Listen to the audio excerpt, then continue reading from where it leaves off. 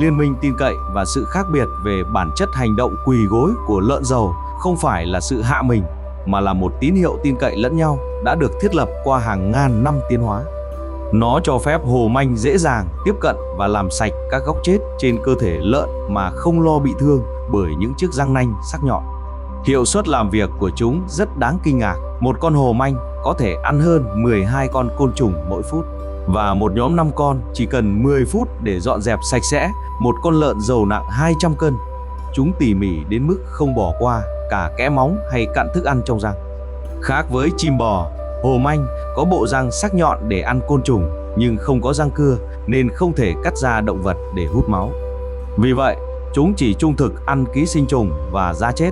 Sau khi hoàn thành nhiệm vụ, chúng sẽ lặng lẽ rời đi để vật chủ nghỉ ngơi và tiếp tục tìm đến những mục tiêu tiếp theo.